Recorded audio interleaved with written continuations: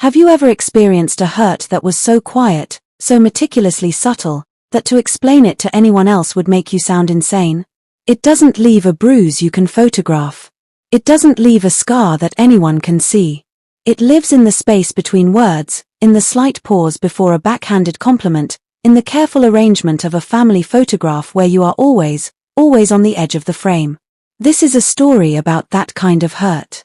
The kind practiced and perfected within families. It's a story about my sister, Chloe, and the day she finally showed me, in high-definition clarity, exactly where I stood in her world. This is Revenge by Fancy Home of Betrayal, Heartbreak, and Ultimate Payback. Subscribe and join a community that knows karma never forgets. It was her wedding day. A day of white lace and pretty lies. But this is not just a story about a slight. It is a story about the quiet, formidable power of reclaiming your dignity.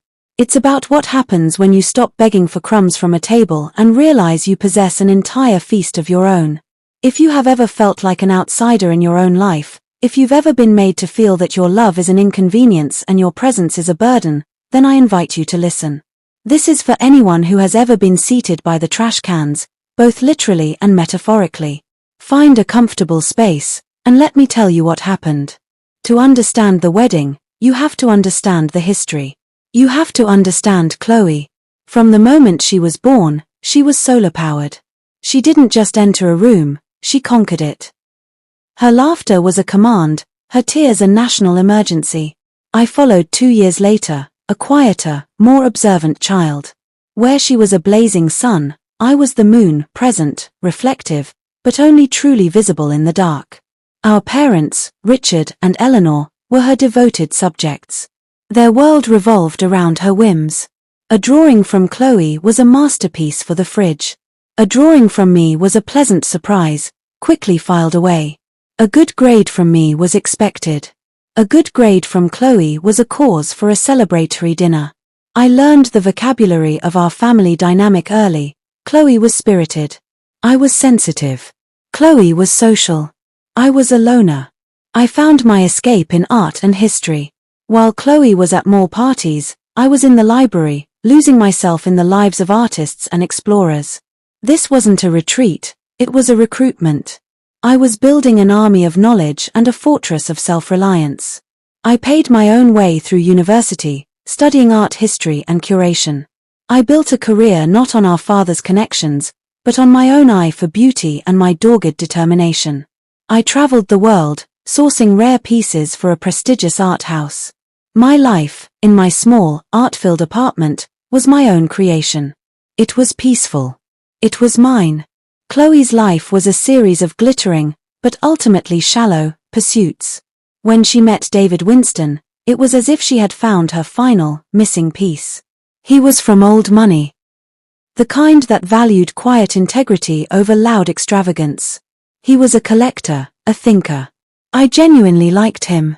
In him, I saw a potential ally, someone who might see beyond the family's narrative. Their engagement was a media event. My mother's phone call was a breathless monologue about the Winston family's stature. There was no we in her excitement. It was Chloe's triumph. I offered to help with the wedding, to lend my expertise. Chloe's rejection was velvet-coated. Oh, that's sweet, but we have Laurent de Winter. His aesthetic is so specific. You wouldn't really get it. The message was received. I was an outsider in this, too. So, I decided on my role, the gracious, generous sister. I would give a gift that was so undeniably perfect, so deeply thoughtful, that it would be an unspoken argument for my worth. I remembered David's passion for Art Deco. At an auction in Vienna, I found them, platinum cufflinks from the 1920s, inlaid with rare, blue-grey sapphires. They were a masterpiece. They cost a staggering amount. I didn't hesitate. This was my olive branch, crafted from the finest materials. It was a message in a velvet box. I see you. I respect your world. I am a part of it.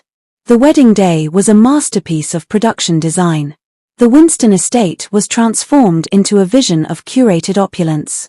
I wore a simple, navy silk dress and my grandmother's pearls. I didn't need to shine, I just needed to be present, armored in my own authenticity. The ceremony was beautiful. Chloe was radiant. David looked at her with such unguarded love that my heart ached with a hope I didn't know I still possessed. Maybe, I thought, this love will be different. Maybe it will soften her. After the ceremony, the guests flowed toward the reception hall. That's when I saw it, the seating chart.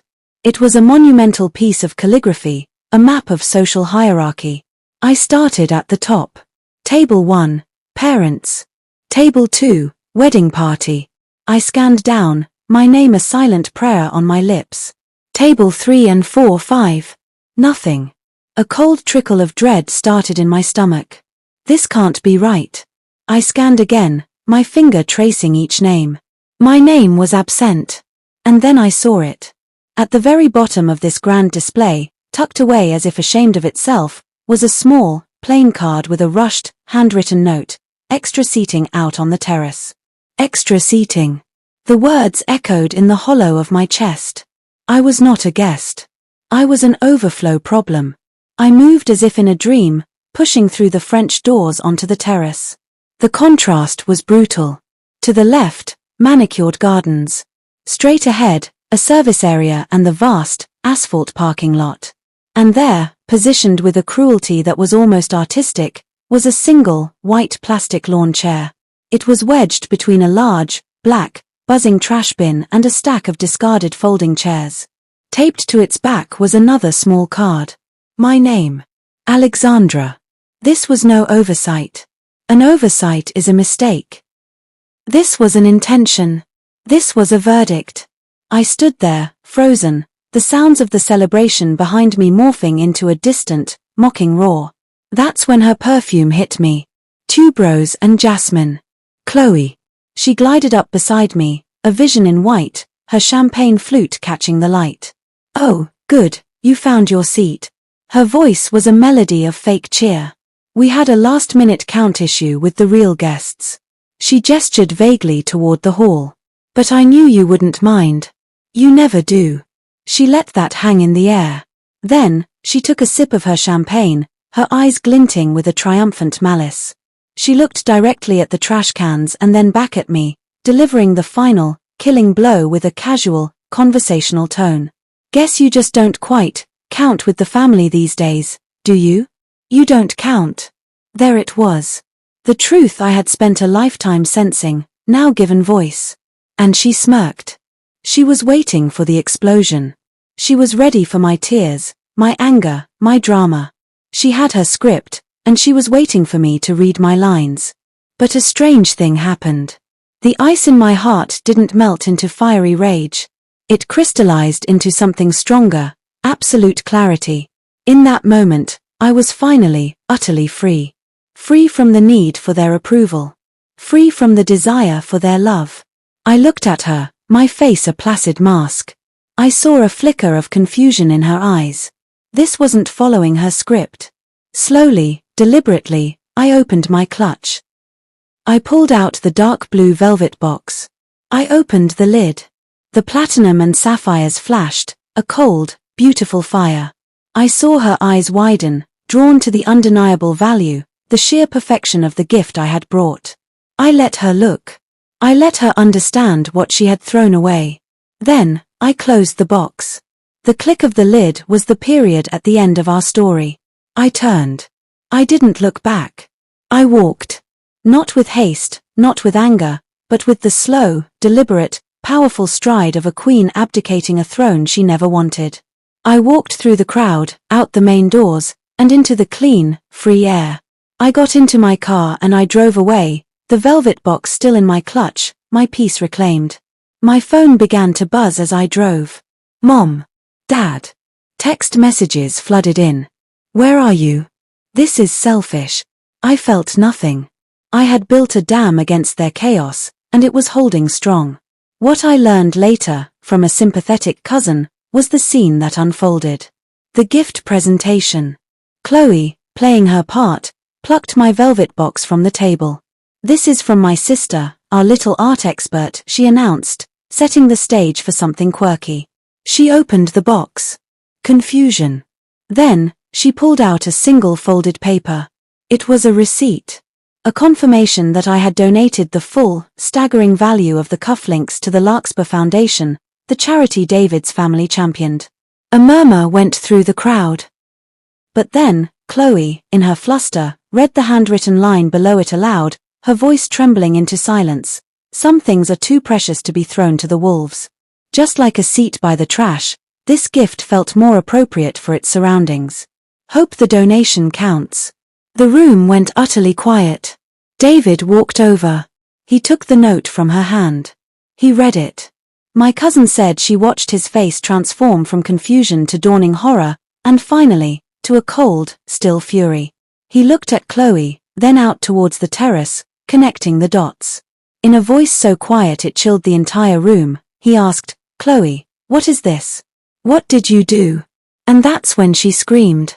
Not a shout of anger, but a raw, visceral scream of a paradigm shifting, of a carefully constructed world collapsing into dust. It was the sound of her greatest fear realized, being truly seen, and found wanting. I didn't hear it. I was home, the cufflinks safe in my drawer, a reminder not of bitterness, but of my own worth. I had taken my power back. My sister's scream wasn't my revenge. My calm was. My silence was the verdict. The universe has perfect timing. It rewards those who are brave enough to walk away from the tables that starve them. You don't have to fight for a seat. You can simply take your feast, and you can leave. And in that leaving, you find a peace more valuable than any platinum, any sapphire, any family's approval. You find yourself.